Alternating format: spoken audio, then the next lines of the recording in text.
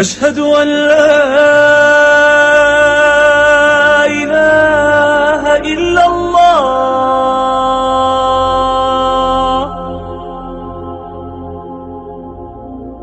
أشهد أن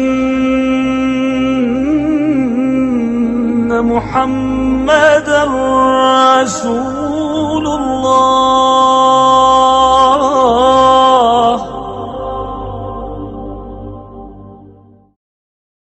بسم اللہ الرحمن الرحیم شروع اللہ کے نام سے جو بڑا مہربان نہایت رحم والا ہے۔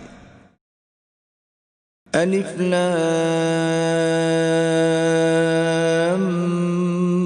میم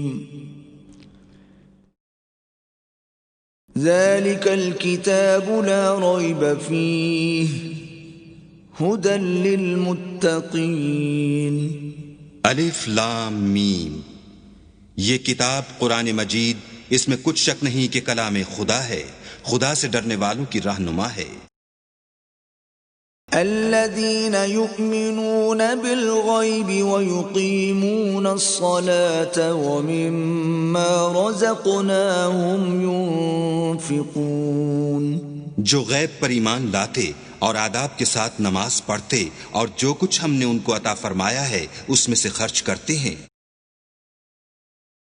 والذین یؤمنون بما انزل الیک وما انزل من قبلک وبالآخرة هم یوقنون، اور جو کتاب اے محمد صلی اللہ علیہ وآلہ وسلم تم پر نازل ہوئی اور جو کتابیں تم سے پہلے پیغمبروں پر نازل ہوئیں سب پر ایمان لاتے اور آخرت کا یقین رکھتے ہیں۔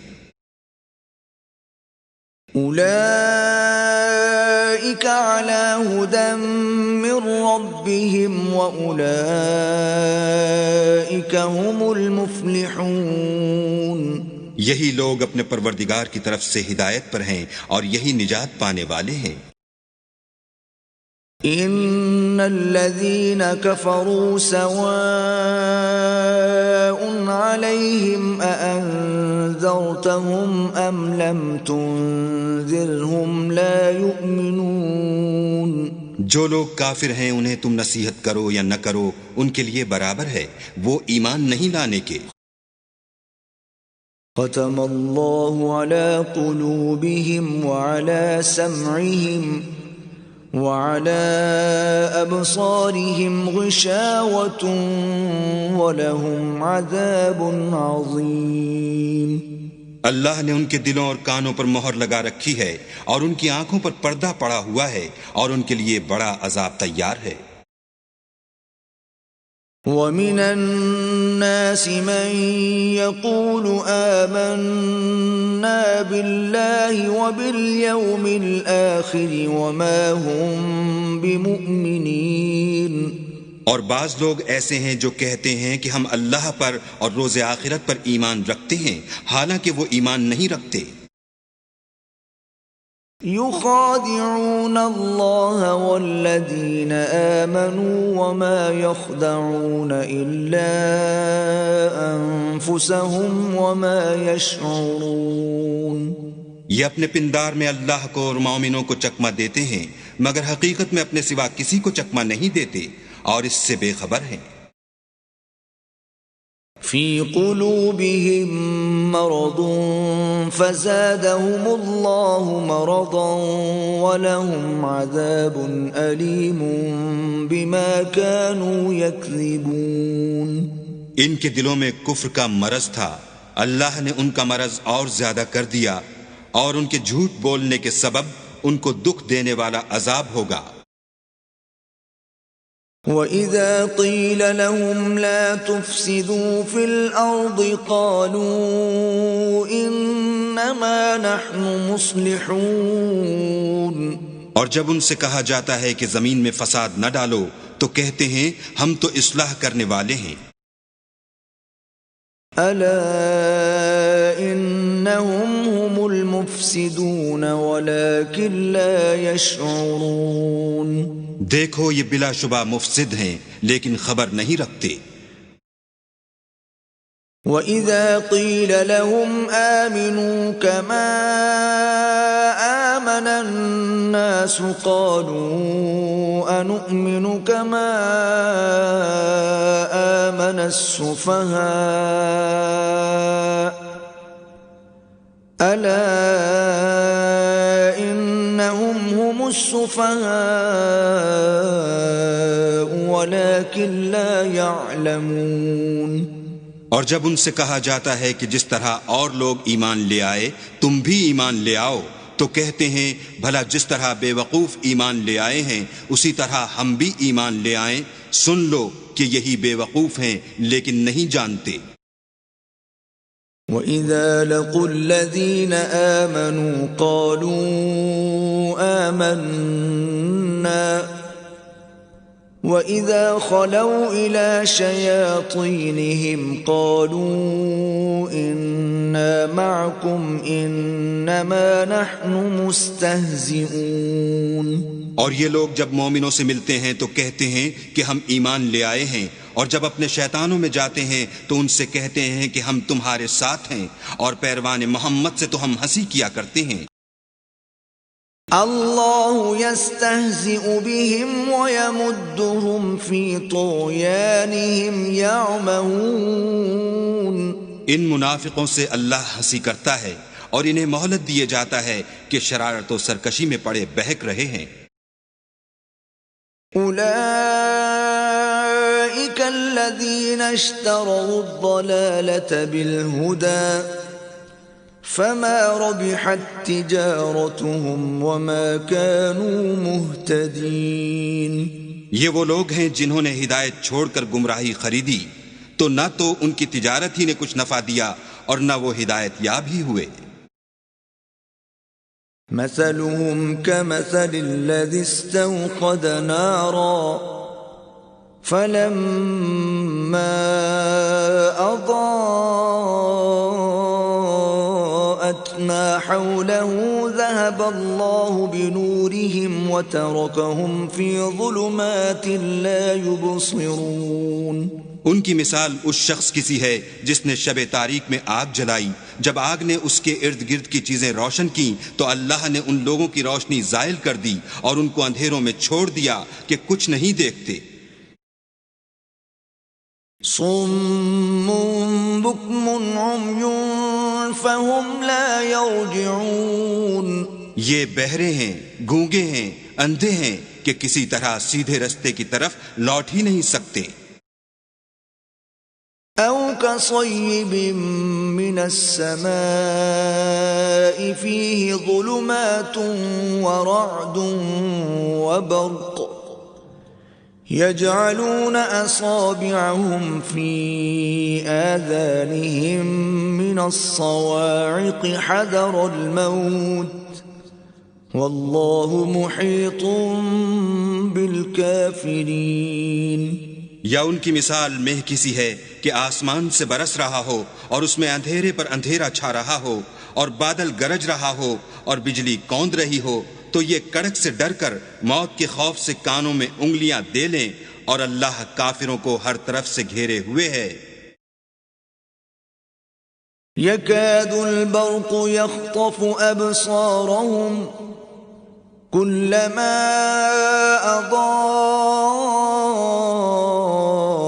لهم مشوا فيه وإذا أظلم عليهم قاموا ولو شاء الله لذهب بسمعهم وأبصارهم إن الله على كل شيء قدیر۔ قریب ہے کہ بجلی کی چمک ان کی آنکھوں کی بصارت کو اچک لے جائے۔ جب بجلی چمکتی اور ان پر روشنی ڈالتی ہے تو اس میں چل پڑتے ہیں، اور جب اندھیرا ہو جاتا ہے تو کھڑے کے کھڑے رہ جاتے ہیں۔ اور اگر اللہ چاہتا تو ان کے کانوں کی سنوائی اور آنکھوں کی بینائی دونوں کو زائل کر دیتا۔ بلا شبہ اللہ ہر چیز پر قادر ہے۔ اعوذ باللہ من الشیطان الرجیم، بسم اللہ الرحمن الرحیم۔ الف لام میم، ذالک الکتاب لا ریب فیہ، صدق اللہ العظیم۔ الف لام میم حروف مقطعات ہیں جن کے بارے میں عرض کر چکا ہوں. ذالک الکتاب لا ریب فیہ، یہ وہ کتاب ہے اس میں کوئی شک نہیں. الکتاب اس لیے کہا گیا ہے کہ قرآن مجید کی پیشین گوئیاں اور خوشخبریاں سابقہ کتابوں میں موجود تھیں، اور چونکہ اس سورہ مبارکہ میں اصل خطاب کا رخ جو ہے وہ ہے سابقہ امت مسلمہ کی طرف، تو ذالک کتاب نہیں کہا گیا، ذالک کتاب لا ریب فیہ نہیں، ذالک الکتاب یہ وہ کتاب ہے، کتاب موعود ہے جس کی پیشن گوئیاں تورات اور انجیل میں موجود تھیں. لا ریب فیہ اس میں کوئی شک نہیں.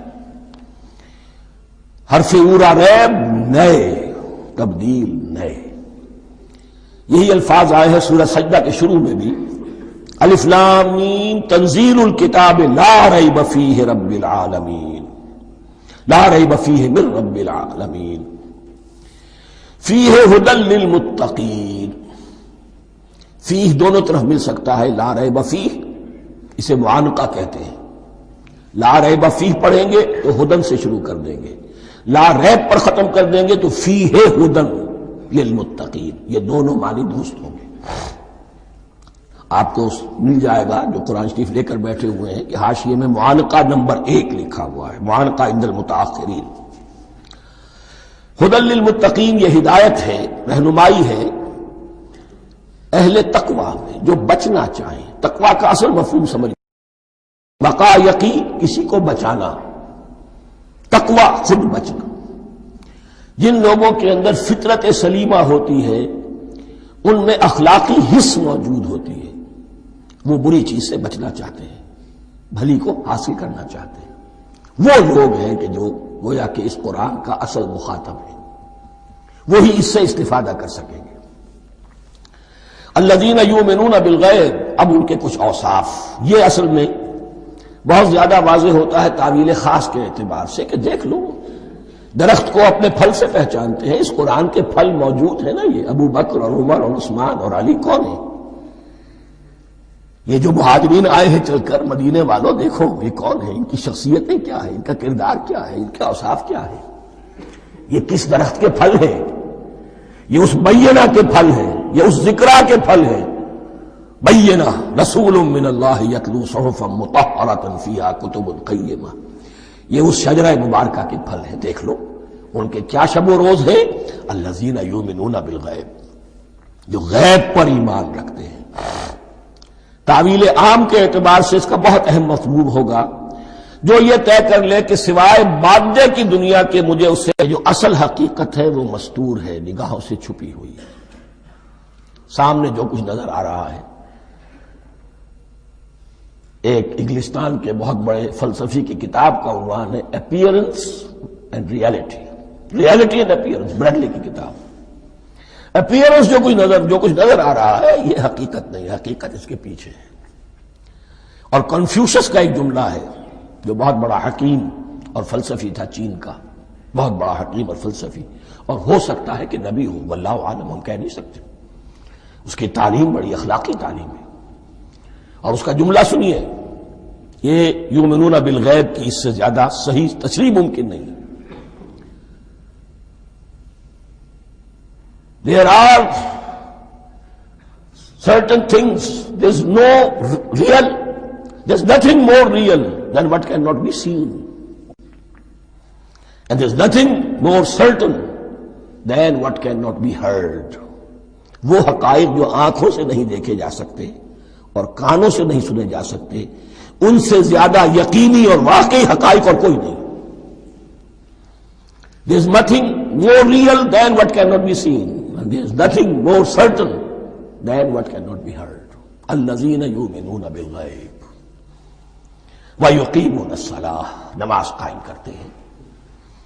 ومما رزقناہم ينفقون، اور جو کچھ ہم نے انہیں دیا ہے اس میں سے خرچ کرتے ہیں، خیر میں، بھلائی میں، نیکی میں، ابنائے نو کی حاجات کو رفع کرنے میں، لوگوں کی تکلیفیں دور کرنے میں، خود اللہ کے لیے، اللہ کی رضا جوئی کے لیے، اللہ کو قرض حسنہ دیتے ہوئے.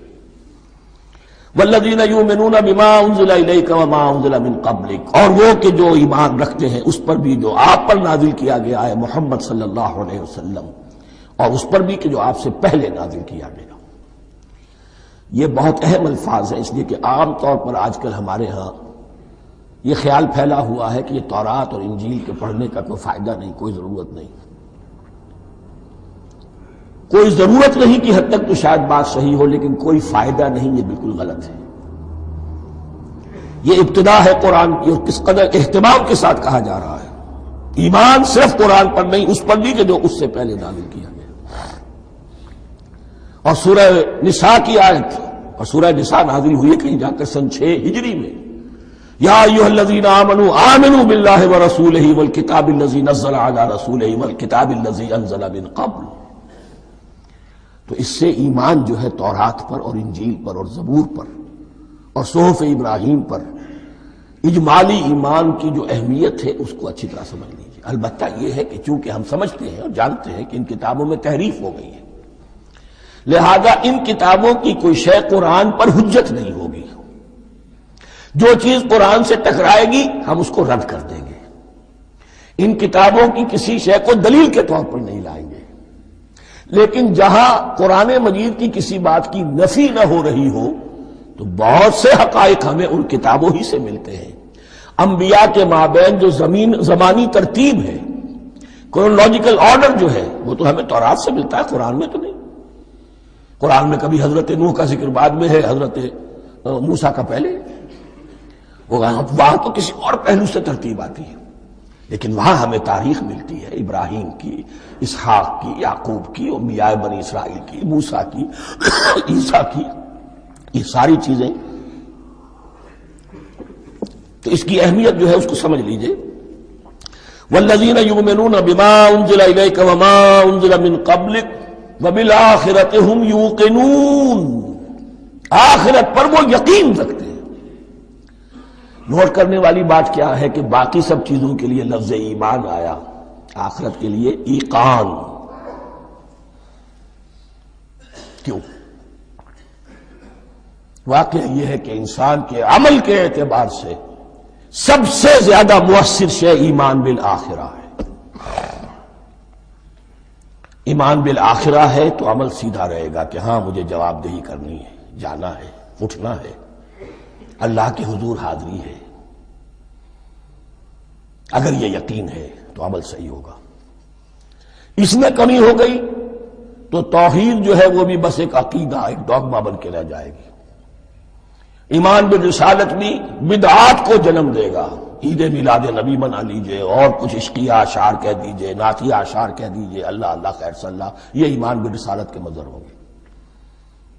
عمل انسان کا درست ہوتا ہے آخرت کے یقین کے ساتھ۔ وَبِالْآخِرَةِ هُمْ يُوقِنُونَ، آخرت پر انہی کا یقین ہے، انہی کا یقین ہے۔ یہ حصر بھی ہے اس اعتبار سے کہ یہودی میں مدعی تھے کہ ہم آخرت پر یقین رکھتے ہیں، یہاں کنٹراسٹ دکھایا جا رہا ہے، آخرت پر یقین رکھنے والے یہ لوگ ہیں، اور تعویل خاص کے اعتبار سے وہ لوگ موجود ہیں تمہاری نگاہوں کے سامنے۔ 13 برس کی محنت کی کمائی محمد الرسول اللہ صلی اللہ علیہ وسلم کی، اس کتاب کی، یتلو علیہم آیاتہ ویزکیہم ویعلمہم الکتاب والحکمہ، اس کا جو نتیجہ ہے وہ تمہارے سامنے۔ اولئک علی ھدی من ربہم، یہ وہ لوگ ہیں جو اپنے رب کی طرف سے ہدایت پر ہیں۔ وہ ابتدائی ہدایت بھی ان کے پاس تھی، اور یہ تکمیلی ہدایت بھی، قرآن پر بھی ان کا یقین پورا ہے، اور محمد کا اتباع بھی وہ کر رہے ہیں۔ وَأُولَٰئِكَ هُمُ الْمُفْلِحُونَ، اور یہی وہ لوگ ہیں جو فلاح پانے والے ہیں۔ فلاح کا لفظ بھی قرآن مجید کی بڑی اہم اصطلاح ہے، منزل مراد کو پہنچ جانا، کسی باطنی حقیقت کا عیا ہو جانا۔ اسی لیے اس پر پھر گفتگو انشاءاللہ ہوگی سورہ مومنون کے شروع میں، لیکن یہ کہ فلاح پانے والے، کامیاب ہونے والے اصل میں یہی لوگ ہیں۔ تو گویا کہ تعویل خاص میں صحابہ کرام کی طرف اشارہ ہو گیا، تعویل عام میں ہر شخص کو بتا دیا گیا اگر قرآن کی ہدایت سے مستفید ہونا ہے تو یہ اوصاف اپنے اندر پیدا کرو۔ اب دوسرا گروہ، ان الذین کفروا سواء علیہم انذرتہم ام لم تنذرہم لا یؤمنون، یقیناً جن لوگوں نے کفر کیا، اور یہاں مراد کیا ہے؟ جو کفر پر اڑ گئے ہیں۔ اس کو ہم تعویل عام میں نہیں لے سکتے، اس لیے کہ اگر تو ہم اس کو عام میں لے لیں گے تو اس کے معنی تو یہ ہوں گے جس شخص نے کسی وقت کفر کیا اب وہ ہدایت پر آ ہی نہیں سکتا۔ نہیں، یہ بات نہیں ہے۔ کوئی کفر میں ہے، وہ غالطے کی بنا پر ہے، عدم توجہی کی بنا پر ہے، حق اس پر واضح نہیں ہوا ہے اس لیے ہے، تو آپ اسے سمجھائیں گے، انذار و تبشیر سے اسے فائدہ ہو جائے گا، واضح و نصیحت سے اسے فائدہ ہو جائے گا۔ ایک وہ ہے کہ جو حق کو سمجھ کر پہچان کر اور پھر اڑ گئے، ضد کی وجہ سے، ہٹ دھرمی کی وجہ سے، تعصب کی وجہ سے، تکبر کی وجہ سے، حسد کی وجہ سے۔ ان الذین کفروا، ایسے لوگوں کا معاملہ کیا ہے؟ سواء علیہم انذرتہم ام لم تنذرہم لا یؤمنون، برابر ہے ان کے لیے خواہ آپ انہیں سمجھائیں خواہ نہ سمجھائیں، ڈرائیں نہ ڈرائیں، انذار فرمائیں نہ کریں، لا یؤمنون، وہ ایمان لانے والے نہیں۔ وہی بات جو میں نے کہی تھی کہ سوتے کو جگایا جا سکتا ہے، جاگتے کو کیسے جگائیں؟ ختم اللہ علی قلوبہم وعلی سمعہم وعلی ابصارہم غشاوہ، ان کے دلوں پر اللہ نے مہر کر دی ہے۔ کیوں کر دی ہے؟ یہ ابتداءً مہر نہیں ہوئی، جب حق کو پہچان کر انہوں نے رد کر دیا، اس کی پاداش میں، اس کی سزا کے طور پر۔ ختم اللہ علی قلوبہم، اللہ نے ان کے دلوں پر مہر کر دی ہے، وعلی سمعہم، اور ان کی سماعت پر بھی، وعلی ابصارہم غشاوہ، اور ان کی آنکھوں کے سامنے پردہ پڑ چکا ہے۔ یہ مضمون سورہ یاسین کے شروع میں پھر آئے گا بہت شر و بست کے ساتھ۔ وَلَهُمْ عَذَابٌ عَظِيمٌ، اور ان کے لیے تو اب بہت بڑا عذاب ہے۔ یہ دوسرا گروہ ہو گیا، ایک رکوع میں دو کو سمیٹ لیا گیا، کل ابھی 7 آیتیں ہوئی ہیں۔ ایک وہ گروہ جس نے قرآن مجید کی دعوت سے صحیح صحیح استفادہ کیا، ان میں طلب ہدایت کا مادہ موجود تھا، ان کی فطرتیں سلیم تھیں، ان کے سامنے دعوت آئی، قبول کی، اور قرآن کے بتائے ہوئے راستے پر چلے۔ وہ گلے سرسبد ہیں، وہ شجرہ قرآنی کے نہایت مبارک اور مقدس، وہ اس کے پھل ہیں۔ ایک گروہ وہ ہے جس نے حق کو پہچانا لیکن اس کو رد کر دیا اپنے تعصب یا ہٹ درمی کی وجہ سے۔ ان کا ذکر آ گیا بہت اختصار کے ساتھ، اس لیے کہ ان کا ذکر آپ کو بہت تفصیل سے مکی صورتوں میں ملے گا۔ اب آیا تیسرا گروہ، وَمِنَ النَّاسِ، اور لوگوں میں کچھ ایسے بھی ہیں، مَن يَقُولُ آمَنَّا بِاللَّهِ وَبِالْيَوْمِ الْآخِرِ وَمَا هُم بِمُؤْمِنِينَ، جو کہتے تو یہ ہے کہ ہم ایمان رکھتے ہیں اللہ پر بھی اور یوم آخر پر بھی، مگر وہ حقیقت میں مومن نہیں ہے۔ یہاں ایک بات سمجھ لیجئے، اکثر اور بیشتر مفسرین نے اس تیسری کیٹیگری کے بارے میں یہی رائے قائم کی ہے کہ یہ منافقین مذکور ہیں یہاں، اگرچہ لفظ منافق یا لفظ نفاق نہیں آیا یہاں، لیکن مولانا امیر احسن اصلاحی صاحب نے ایک رائے ظاہر کی ہے جو بڑی قیمتی ہے، وہ یہ کہ یہاں ایک کردار کا نقشہ کھینچ دیا گیا ہے۔ غور کرنے والے غور کر لیں، دیکھ لیں، جس پر بھی وہ چسپاں ہو جائے۔ اور بالفعل جب یہ آیات نازل ہو رہی تھیں تو دو طبقات پر یہ کردار نگاری جو ہے، یہ جو شخصیت کا ہیولہ کھینچا جا رہا ہے، وہ دو کے اوپر راست آ رہا تھا۔ ایک علماء یہود، وہ بھی کہتے تھے کہ ٹھیک ہے محمد جو کہہ رہے ہیں، ہم بھی اللہ کو مانتے ہیں، آخرت کو بھی مانتے ہیں، اسی لیے یہاں رسالت کا ذکر نہیں ہے۔ بھئی ہم محمد ہی کو نہیں مانتے نا صلی اللہ علیہ وسلم، باقی اگر 1.25 لاکھ نبی آئے ہیں تو باقی 1.25 لاکھ کو تو ہم مانتے ہیں، ایک محمد کو نہیں مانا، ایک عیسیٰ کو نہیں مانا، بس تو ہمیں بھی مانا جانا چاہیے کہ ہم بھی مسلمان ہیں۔ ایک یہ ان کی رائے ہے، اور واقعہ یہ ہے کہ یہاں اس طریقے کا تذکرہ ہو رہا ہے کہ جس سے ان کا کردار بھی جھلک رہا ہے، روح سخن ان کی طرف جا رہا ہے۔ مجھے یاد ہے اپنی 10ویں جماعت کے زمانے میں دہلی میں نے دیکھا تھا کہ ناٹ سرکس، وہاں کا ایک بڑی مارکیٹ ہوتی تھی، تو جوتے کی ایک دکان پہ بہت بڑا جوتا لٹکایا ہوا تھا، بہت بڑا، اور لکھا تھا free to whom it fits, جس کے پاؤں میں یہ ٹھیک ٹھیک آ جائے وہ لے جائے اس کو۔ تو یہ free to whom it fits ہے، ایک کردار ہے، اب یہ کردار جس کے اوپر بھی فٹ بیٹھ جائے، ان میں یقیناً زیادہ تو غلبہ یہی ہے جو مفسرین کی رائے ہے، منافقین کا معاملہ جو ہو رہا ہے۔ لیکن یہ کردار بعین نہیں فٹ بیٹھ رہا ہے یہود کے علماء پر. اور یہ بھی نوٹ کر لیجئے کہ جو مدینہ منورہ میں نفاق کا جو پودا پروان چڑھا ہے، بلکہ پودا نہیں کہنا چاہیے، جھاڑ جھکاڑ جو پروان چڑھا ہے، وہ یہودیوں کے زیر اثر. جیسے جنگل کے اندر بڑے بڑے درخت بھی ہوتے ہیں اور اندر جو ہے نیچے جھاڑیاں بھی ہوتی ہیں، تو یہ نفاق کا جھاڑ جھکاڑ جو ہے وہ یہودی علماء کا جو پودا تھا اور بہت بڑا تھا، اس میں کوئی شک نہیں، اس کے سائے میں پروان چڑھا ہے. ان دونوں میں معنوی ربط بھی ہے. وَمِنَ النَّاسِ مَن يَقُولُ آمَنَّا بِاللَّهِ وَبِالْيَوْمِ الْآخِرِ وَمَا هُم بِمُؤْمِنِينَ. اور لوگوں میں سے کچھ ایسے بھی ہیں جو کہتے تو یہ ہے کہ ہم ایمان رکھتے ہیں اللہ پر اور یوم آخر پر، لیکن وہ مومن نہیں ہیں. يُخَادِعُونَ اللَّهَ وَالَّذِينَ آمَنُوا وَمَا يَخْدَعُونَ إِلَّا أَنفُسَهُمْ. وہ دھوکہ دینے کی کوشش کر رہے ہیں اللہ کو اور اہل ایمان کو. دیکھیں یخادعون جو ہے یہ باب مفاعلہ ہے. باب مفاعلہ میں کشمکش ہوتی ہے، کشاکش ہوتی ہے، لہذا ترجمہ میں نے کیا کوشش کر رہے ہیں. وما یخدعون الا انفسهم، یہ ثلاثی مجرد میں آ گیا، اور نہیں دھوکہ دے رہے مگر صرف اپنے آپ کو. یہ یقینی ہے اپنے آپ کو تو دھوکہ دے رہے ہو، لیکن یہ کہ اللہ اس کے رسول کو، اللہ اور اہل ایمان کو دھوکہ نہیں دے سکتے. سورہ نساء کی آیت نمبر 142 میں یہ کھل کر منافقین کے بارے میں یہی الفاظ آئے ہیں، ان المنافقین یخادعون اللہ وہو خادعہم. یقیناً منافقین جو ہے وہ اللہ کو دھوکہ دینے کی کوشش کر رہے ہیں اور اللہ انہیں دھوکہ دے رہا ہے. فی قلوبہم مرض، ایک لفظ اور رہ گیا، وما یشعرون، انہیں اس کا شعور نہیں ہے. یہ بہت اچھی طرح نوٹ کر لیجئے. منافقین کی بھی اکثریت وہ تھی جنہیں اپنے نفاق کا شعور نہیں تھا. وہ اپنے تئیں سمجھتے تھے اپنے آپ کو مسلمان. وہ کہتے تھے یہ بے وقوف لوگ ہیں. محمد رسول اللہ کے بارے میں کہتے تھے یہ خام خواہ جو ہے انہوں نے لڑائی بھڑائی مول لے لی ہے اہل مکہ کے ساتھ، کیا ضرورت ہے، امن کے ساتھ جو ہے بات کرنی چاہیے. وہ سمجھتے تھے کہ ہم خیر خواہ ہیں، ہم بھلی بات کہہ رہے ہیں. یہ بے وقوف لوگ ہیں، دیکھتے نہیں کہ کس سے ٹکرا رہے ہیں، ہاتھ میں اسلحہ نہیں ہے اور لڑائی کے لیے جا رہے ہیں. تو بے وقوف تو یہ ہے، لیکن وہ سمجھتے تھے کہ ہم تو بڑے مخلص ہیں، ہم مسلح ہیں. تو ما یشعرون بہت ضروری ہے.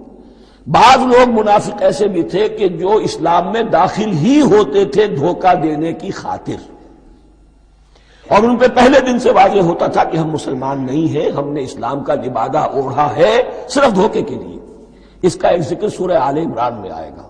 لیکن اکثر و بیشتر منافقین دوسری طرح کے تھے جنہیں اپنے نفاق کا شعور حاصل نہیں تھا. فی قلوبہم مرض، ان کے دلوں میں ایک روگ ہے، بیماری ہے. یہ روگ اور بیماری کیا ہے؟ ایک لفظ میں اس کو تعبیر کیا جائے، کردار کی کمزوری، ویکنس آف کیریکٹر. ایک شخص وہ ہوتا ہے کہ جو سمجھتا ہے یہ حق ہے، حق سے بعد آباد، اب جو ہو سو ہو. ایک حق کو حق پہچان کر رد کر دیتا ہے، وہ کافر ہو گیا. ایک حق کو حق پہچان کر آیا تو صحیح، لیکن ویکنس آف کیریکٹر کی وجہ سے قوت ارادی کمزور ہے. آخرت بھی چاہتے ہیں، دنیا کو بھی ہاتھ سے دینے کو تیار نہیں. یہاں کا بھی کوئی نقصان نہ ہو اور آخرت کا بھی سارا بھلا ہمیں مل جائے. یہ وہ لوگ ہیں در حقیقت کہ اس کو کہا روگ.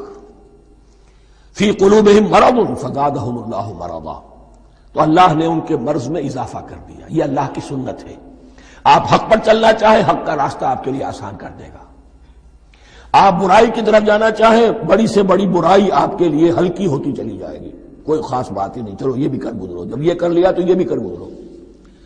اور اگر آپ بین بین لٹکنا چاہیں تو اللہ اسی پہ چھوڑ دیتا ہے. ٹھیک ہے، آپ سمجھتے ہیں ہم کامیاب ہو رہے ہیں، ہم نے مسلمانوں کو بھی دھوکہ دے لیا، وہ ہمیں مسلمان سمجھتے ہیں، اور یہودیوں کو بھی دھوکہ دے لیا، وہ سمجھتے ہیں کہ ہم ان کے ساتھی ہیں، تو سمجھا کامیاب ہو رہے ہیں. حقیقت میں کامیابی نہیں. فی قلوبہم مرض فزادہم اللہ مرضا ولہم عذاب علیم بما کانوا یکذبون، اور ان کے لیے تو دردناک عذاب ہے. عذاب عظیم کا لفظ آیا تھا اوپر کفار کے لیے، وَلَهُمْ عَذَابٌ عَظِيمٌ، 7ویں آیت ختم ہوئی. اور عذاب علیم کا لفظ آیا یہاں، ان کے لیے دردناک المناک عذاب ہے، بما کانوا یکذبون، بسبب اس جھوٹ کے جو وہ بول رہے تھے۔ وَإِذَا قِيلَ لَهُمْ لَا تُفْسِدُوا فِي الْأَرْضِ، اور جب ان سے کہا جاتا تھا مت فساد کرو زمین میں۔ مراد کیا ہے اس سے؟ کہ جب محمد کو مان لیا کہ اللہ کے رسول ہیں، اب ٹھیک ٹھیک پیروی کرو، ان کے پیچھے چلو، ان کا حکم ہے تو جنگ کے لیے نکلو، ان کی طرف سے تقاضا آتا ہے مال پیش کرو، اور اگر تم اس سے کتراتے ہو تو فساد مچا رہے ہیں، جماعتی زندگی کے اندر فتنہ و فساد پیدا کر رہے ہیں۔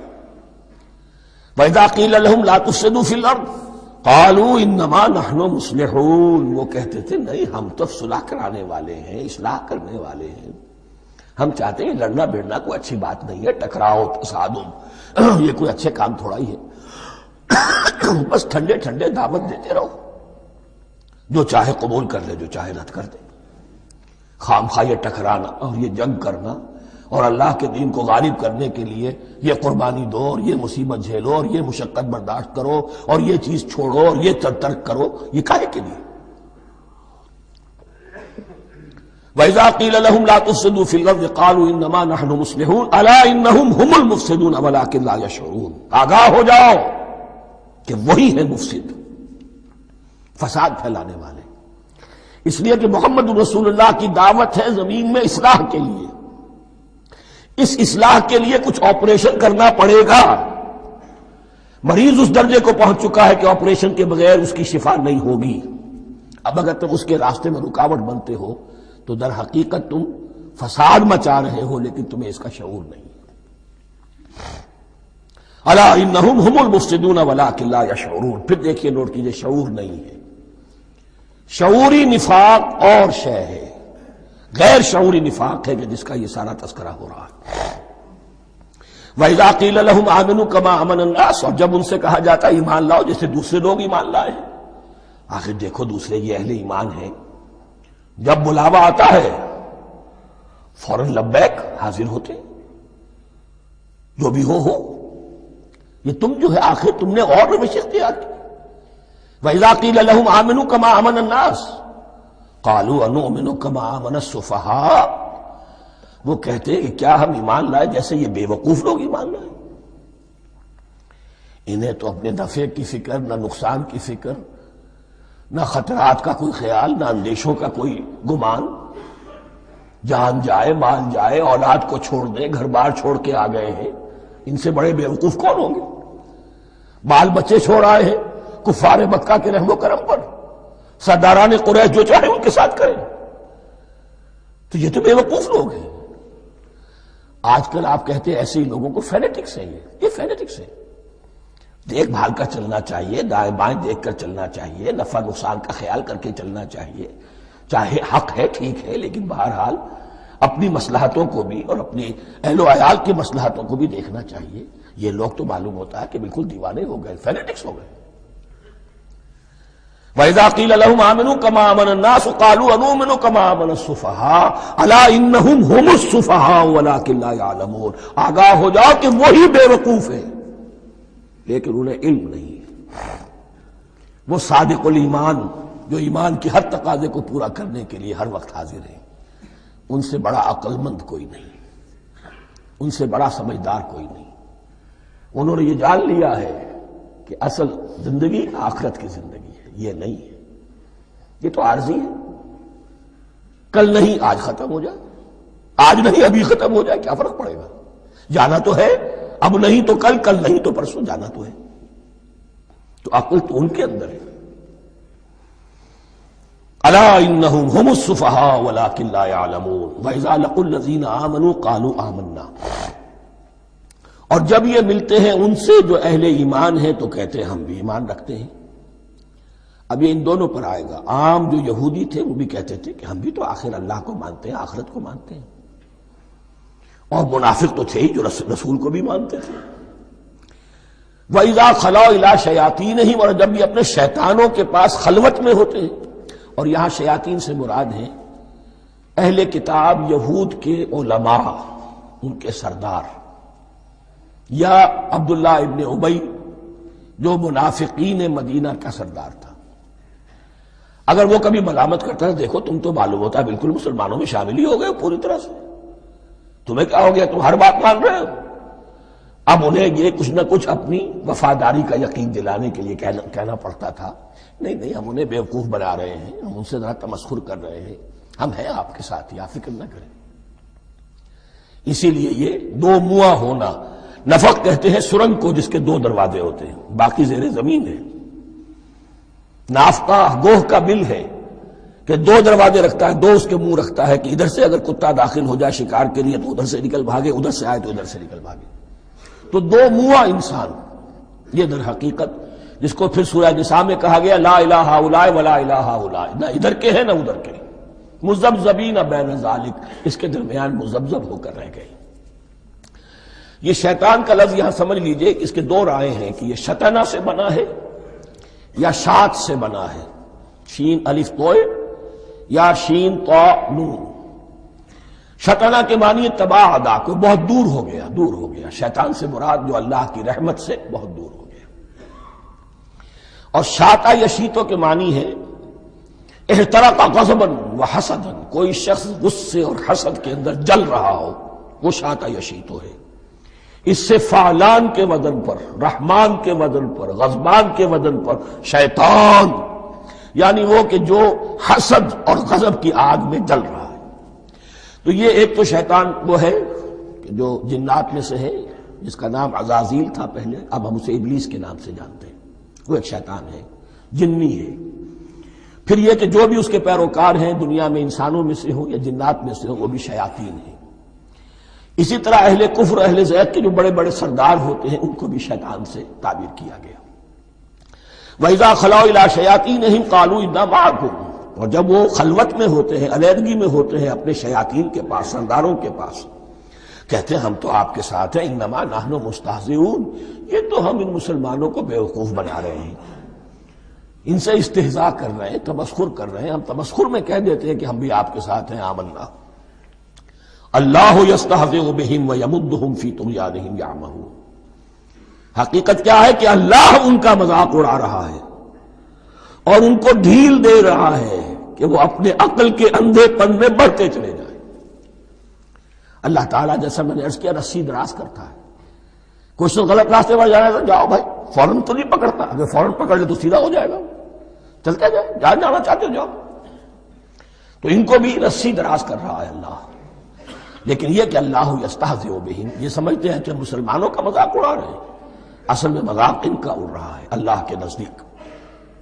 وَيَمُدُّهُمْ فِي طُغْيَانِهِمْ يَعْمَهُونَ، اب یہاں ذرا نوٹ کر لیجئے، یہ دو لفظ آئیں گے، عین میم اور ہا، امہ ہے کے ساتھ، ایک ہے عین میم اور یا، امج، تو عین اور میم تو مشترک ہے یا آخر میں فرق ہوگا، عین میم اور ہا ہوگا، اس کے معنی عقل کا اندھا، دل کا اندھا، آنکھیں تو ہے لیکن دل کا اندھا ہے، عقل کا اندھا ہے۔ اور عین میم یا جو آنکھوں کا اندھا ہو، عمیون اندھے، اعمیٰ اندھا۔ تو یہاں فرمایا انا معکم انما نحن مستہزئون، اللہ یستہزئ بہم ویمدہم فی طغیانہم یعمہون، اللہ ان کو اس جو ان کی عقل کے اندھے پن میں جو یہ بڑھتے چلے جا رہے ہیں، اللہ بھی ان کی رسی دراز کر رہا ہے تاکہ یہ جہاں تک جانا چاہتے چلے جائیں۔ اولئک الذین اشتروا الضلالۃ بالہدی، یہ وہ لوگ ہیں کہ جنہوں نے ہدایت کے عوض گمراہی خرید لی ہے۔ دیکھیے بڑا پیارا انداز ہے یہ، ایک شخص کے سامنے دونوں آپشنز تھے، ایک نے گمراہی کو چھوڑا، ہدایت لے لی، چاہے قیمت دینی پڑی، تکلیفیں اٹھانی پڑی، آزمائشوں میں سے گزرنا پڑا، قربانیاں دینی پڑی، ہدایت لی۔ اور ایک شخص نے ہدایت دے کر گمراہی لے لی، آسانی تو ہو گئی، فوری تکلیف سے تو بچ گئے، لا الہ الا ولا الہ الا، دونوں طرف سے اپنے آپ کو بچا لیا۔ لیکن حقیقت میں سب سے زیادہ گھاٹے کا سودا یہی ہے، اولئک الذین اشتروا الضلالۃ بالہدی، ہدایت دے کر اور ضلالت خرید لی ہے، فما ربحت تجارتہم، تو ان کی تجارت ان کے حق میں ہرگز مفید نہیں ہوئی۔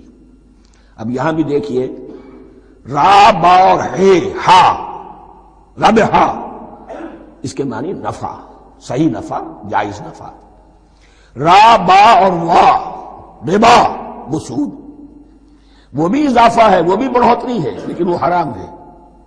ایک ہے تجارت کے اندر جو نفع ہو جائے وہ ربح ہے، را با اور ہا یہ نفع ہے جو جائز نفع ہے، را با اور وا ربا یہ کیا ہے؟ یہ سود ہے، یہ حرام ہے۔ را اور با مشترک ہے، آگے ہا آگے اور با اس کا فرق ہے۔ فما ربحت تجارتهم وما كانوا مهتدين، ان کی تجارت ان کے حق میں ہرگز مفید نہیں ہوئی اور نہیں ہے اب یہ ہدایت پانے والے۔ مثلهم، اب یہاں دو تمثیلیں آ رہی ہیں بڑی پیاری۔ پہلی تمثیل ہے کفار کے بارے میں، دوسری تمثیل ہے یہ بین والے لوگوں کے بارے میں۔ پہلوں کے لیے کیا تمثیل ہے؟ مثلهم كمثل الذي استوقد نارا، ان کی مثال اس شخص کی سی ہے جس نے آگ روشن کی۔ ایک نقشہ کھینچا جا رہا ہے، اندھیری شب ہے جدا اپنے قافلے سے ہے تو، تیرے لیے ہے میرا شعلہ نوا قندیل۔ اندھیری شب ہے، قافلہ بھٹک رہا ہے، کچھ لوگ بڑی ہمت کرتے ہیں، اندھیرے میں بھی ادھر ادھر سے لکڑیاں جمع کرتے ہیں اور آگ روشن کر دیتے ہیں، لیکن عین اس وقت جب آگ روشن ہوتی ہے کچھ لوگوں کی بینائی سلب ہو جاتی ہے۔ پہلے وہ اندھیرے میں اس لیے تھے کہ روشنی نہیں تھی، اب وہ اندھیرے کے اندھیرے میں رہ گئے کہ روشنی تو خارج میں آ گئی، اپنی اندر کی روشنی گل ہو گئی، بصارت سلب ہو گئی۔ یہ مثال ہے ان کفار کی کہ حضور کی آمد سے پہلے سب بھٹک رہے تھے، کوئی حقیقت واضح نہیں تھی، قافلہ انسانیت بھٹک رہا تھا اندھیری شب میں۔ محمد الرسول اللہ آئے، انہوں نے آگ روشن کر دی، اب راستہ کھل گیا، ہدایت واضح ہو گئی، لیکن کچھ ضد یا تعصب یا تکبر یا حسد کی بنیاد پر کچھ لوگوں کی اندر کی بینائی زائل ہو گئی، تو وہ تو ویسے کے ویسے بھٹک رہے ہیں، جیسے پہلے اندھیرے میں تھے ویسے ہی اب اندھیرے میں ہیں۔ روشنی میں آنے والے تو وہ ہیں، دیکھ لو جن کا ذکر سب سے پہلے ہوا ہے۔ مثلهم كمثل الذي استوقد نارا، اس شخص کی سی ہے کہ جس نے آگ روشن کی۔ فلما اضاءت ما حوله، جب اس آگ نے اپنے ماحول کو گردا گرد کو روشن کر دیا، ذهب الله بنورهم، اللہ ان کی نور بصارت کو لے گیا، سلب کر لیا اللہ نے۔ وترکهم فی ظلمات لا یبصرون، اور چھوڑ دیا انہیں ان اندھیروں کے اندر کہ وہ کچھ نہیں دیکھتے۔ صم بکم عمی فهم لا یرجعون، اسم کہتے ہیں بہرے کو، سم جمع ہے اس کی، سمن۔ اب کمو کہتے ہیں گونگے کو، بکمن اس کی جمع ہے۔ آما کہتے ہیں اندھے کو، عمیون اس کی جمع ہے۔ یہ بہرے ہیں، گونگے ہیں، اندھے ہیں، فہم لا یرجعون، اب یہ لوٹنے والے نہیں۔ یہ کون ہے؟ ابو جہل ہے، ابو لہب ہے، ولید بن مغیرہ ہے، عقبہ ابن ابی معیط ہے۔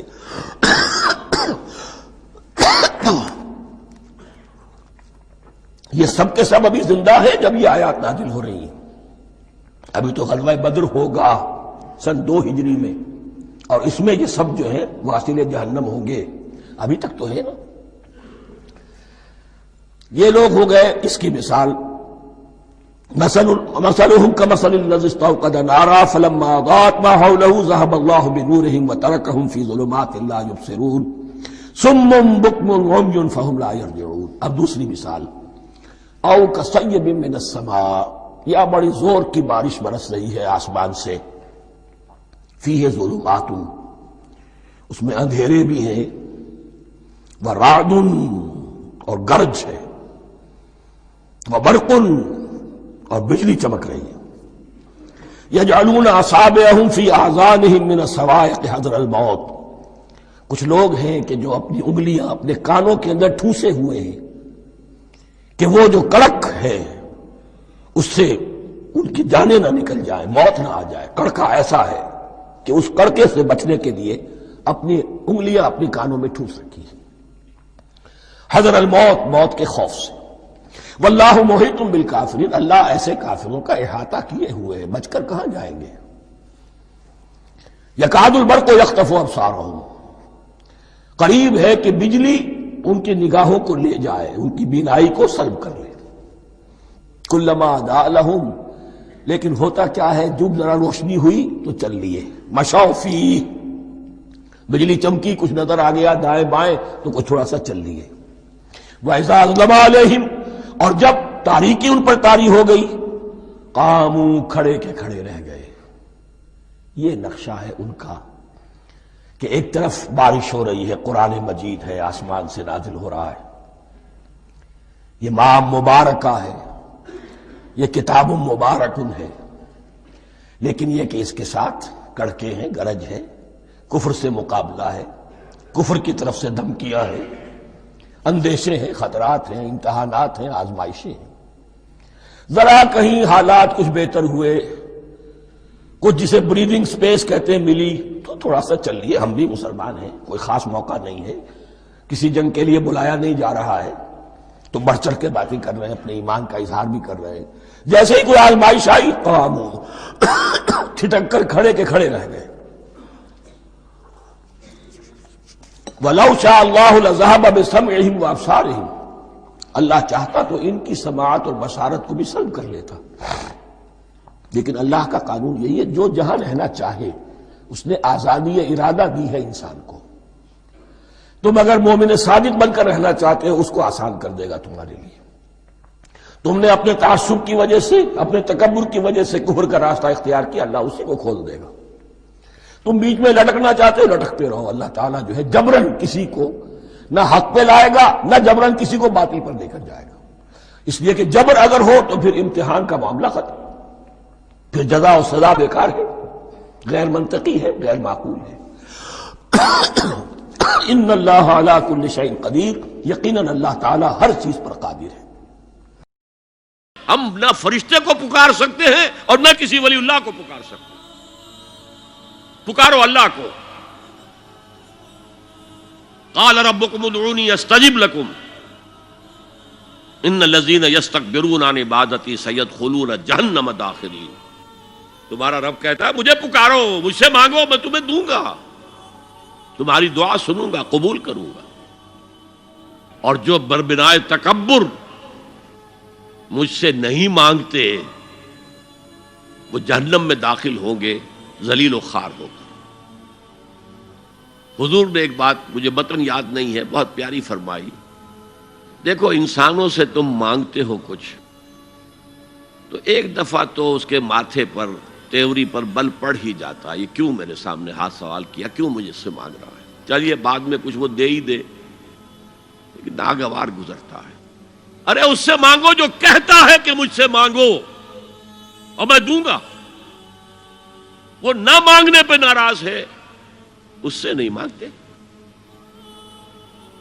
رات کے آخری ساعتوں میں، یا جسے آپ کہتے ہیں the small hours of the morning, حدیث میں آتا اللہ نزول اجلال فرماتے، جس کو ہم نہیں جانتے کیسے نزول ہوتا ہے، ذات باری تعالیٰ اور اس کے متعلقات کے بارے میں جو بات آ گئی قرآن میں، حدیث میں، وہ ہم مانتے ہیں. کیسا یہ ہم نہیں جانتے. اس کا ہاتھ ہے کیسا ہے ہم نہیں جانتے، اس کا چہرہ ہے کیسا ہے ہم نہیں جانتے، اس کی ساق ہے، اس کی پنڈلی ہے کیسی ہم نہیں جانتے.